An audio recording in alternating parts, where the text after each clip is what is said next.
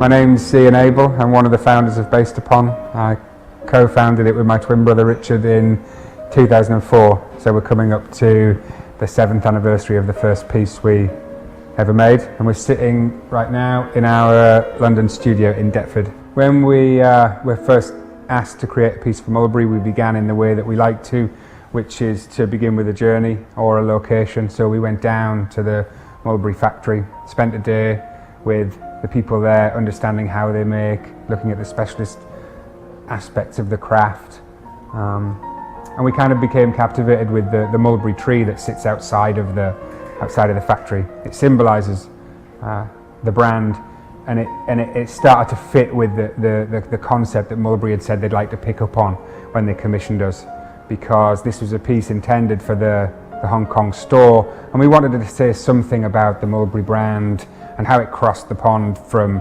the UK to Hong Kong, rerouting itself in Hong Kong, being meaningful and significant in Hong Kong, but carrying still the essence of its roots in the UK, and particularly in Somerset.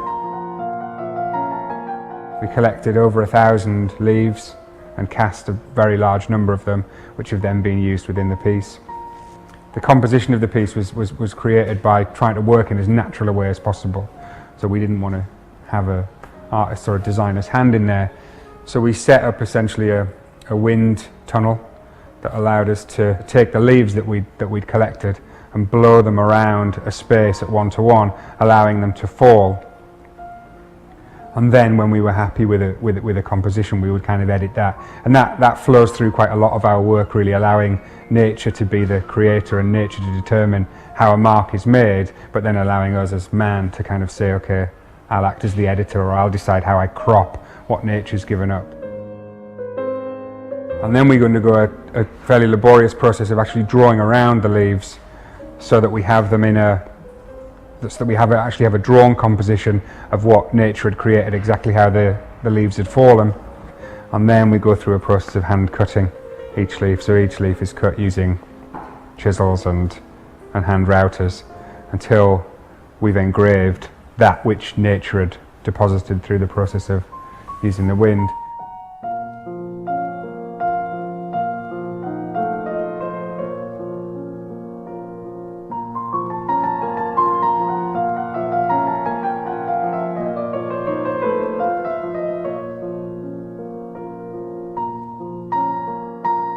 A number of the leaves that we were scattering had been sprayed gold, which would determine where within the composition we would create leaves in resins. So the next stage is then to create the resin leaves using a series of processes so that we achieve a whole lot of really beautiful natural colours, and they become a palette onto which we begin to layer subtly pigmented resins.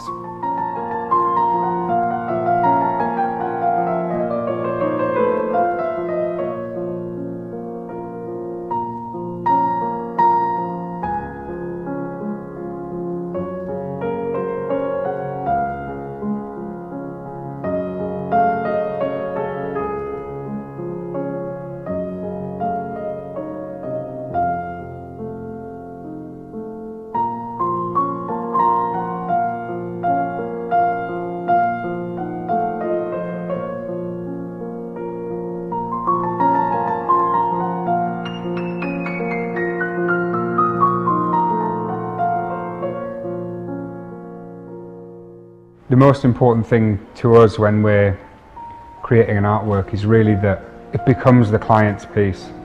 It belongs to the person who's commissioned it. It's not that it's our work that they've acquired from us and therefore become theirs.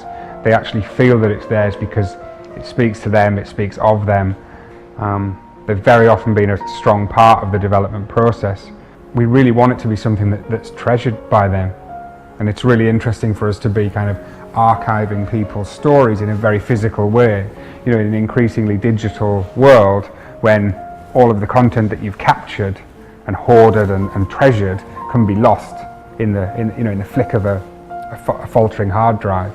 It's really beautiful to be creating things for people that will, in 100 years' time, still exist